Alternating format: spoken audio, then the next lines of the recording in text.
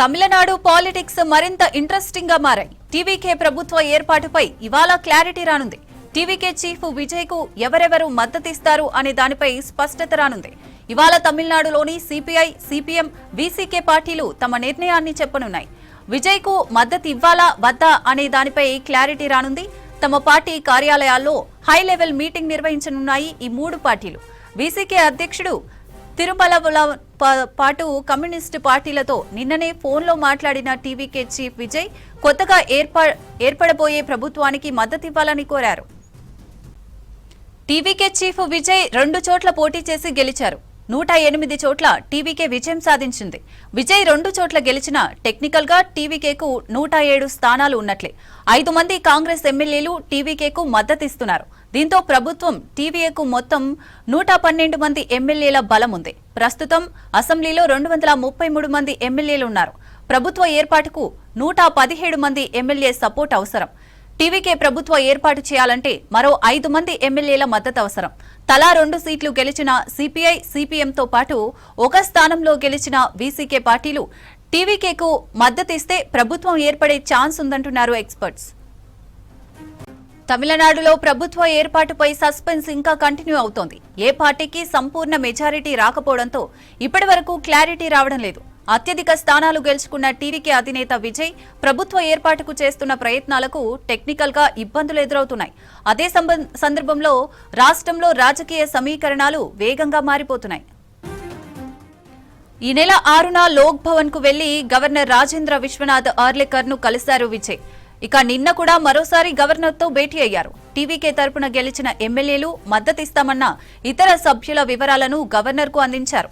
ముందుగా ప్రభుత్వ ఏర్పాటుకు అవకాశం ఇవ్వాలని, ఆ తర్వాత అసెంబ్లీలో బల నిరూపణకు వెళ్తామని గవర్నర్ కు వివరించారు విజయ్.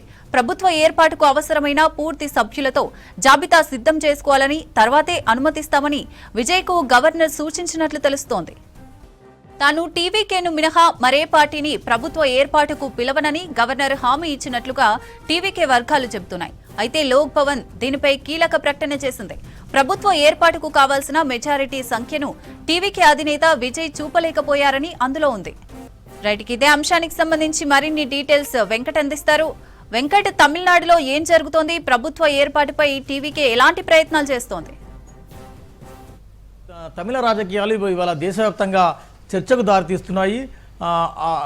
నిన్న మరొకసారి లోక్భవన్కు వెళ్ళిన టీవీకి అధినేత విజయ్కి మరొకసారి కూడా నిరాశ ఎదురైంది. ఇప్పటికీ తమను ప్రభుత్వం ఏర్పాటు దిశగా అనుమతించాలని టీవీకి అధినేత విజయ్ 2 సార్లు లోక్భవన్కు వెళ్ళి గవర్నర్తో భేటీ కావడం జరిగింది. అంటే 234 అసెంబ్లీ స్థానాలున్న తమిళనాడులో 108 స్థానాలు టీవీకి అధినేత విజయ్ గెలుచుకున్నారు. విజయ్ 2 చోట్ల పోటీ చేశారు కాబట్టి 107 స్థానాలు టీవీకే విజయ్కి ఉన్నాయి. అక్కడ సింగిల్ లార్జెస్ట్ పార్టీగా టీవీకి అవతరించింది. అయితే ప్రభుత్వం ఏర్పాటు కావాలంటే 234కి ఒకటి పోతే 233లో 117 అనేది మ్యాజిక్ ఫిగర్.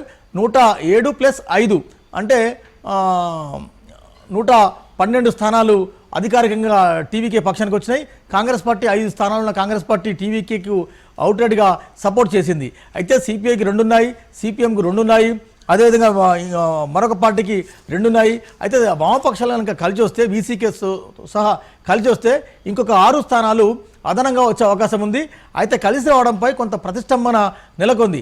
అయినా కూడా సింగిల్ లార్జెస్ట్ పార్టీగా నాకు అవకాశం ఇవ్వండి, నేను ప్రభుత్వాన్ని ఏర్పాటు చేస్తాను, ఆ తర్వాత వారం 10 రోజుల్లోగా నేను ఫ్లోర్ టెస్ట్ అంటే బల నిరూపణ చేసుకుంటానని టీవీకే అధినేత ఫస్ట్ టైం కలిసినప్పుడు చెప్పినారు. నిన్న సెకండ్ టైం కూడా వెళ్ళి మరొకసారి రిక్వెస్ట్ చేసే ప్రయత్నం చేశారు.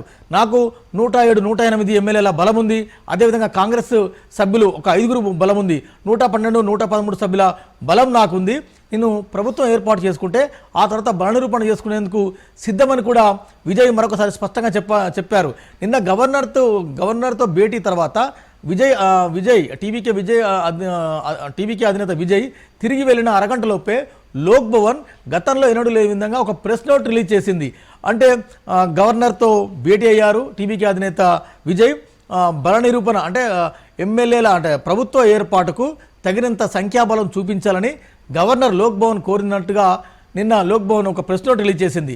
అంటే గతంలో మనం మహారాష్ట్ర తీసుకున్నా, గోవా తీసుకున్నా, దేశవ్యాప్తంగా జరిగిన అన్ని అంశాలు అన్ని ప్రభుత్వాలను కనుక మనం బేరీజు వేసుకుంటే ఇవాళ తమిళనాడులో ఒక చిత్ర విచిత్ర రాజకీయాలు కొనసాగుతున్నాయి. రాజ్యాంగబద్ధంగా రాజ్యాంగపరంగా ఎక్కడైనా కూడా సింగిల్ లార్జెస్ట్ పార్టీకి అవకాశం ఇవ్వడం అనేది ఆనవాయితీ. అంటే అతిపెద్ద పార్టీగా టీవీకి అవతరించింది కాబట్టి 108 సీట్లతో ఆ పార్టీకి ముందు ప్రభుత్వాన్ని ఏర్పాటు చేసుకునే అవకాశం ఇవ్వాలి. ఆ తర్వాత బల నిరూపణకు ఫ్లోర్ టెస్ట్ చేయాలి. అట్లాంటి కాకుండా సంఖ్యాబలం ముందు చూపించిన తర్వాతనే ప్రభుత్వ ఏర్పాటుకు అనుమతిస్తామని గవర్నర్ చెప్పడంతో ఇప్పుడు ఒక్కసారిగా బీజేపీ కాంగ్రెస్ మిగిలిన ఈ పరమైన రాజకీయాలు మనకు ముందు అక్కడ కొనసాగుతున్నాయి. రైట్, అంటే ప్రభుత్వ ఏర్పాటుకు కొంత ప్రతిష్టంభన నెలకొనడంతో అక్కడ ప్రతిపక్ష నేతగా ఉన్న స్టాలిన్ కూడా చాలా రాజకీయ హుందతనాన్ని ప్రదర్శించినట్టు వార్తలు వస్తున్నాయి.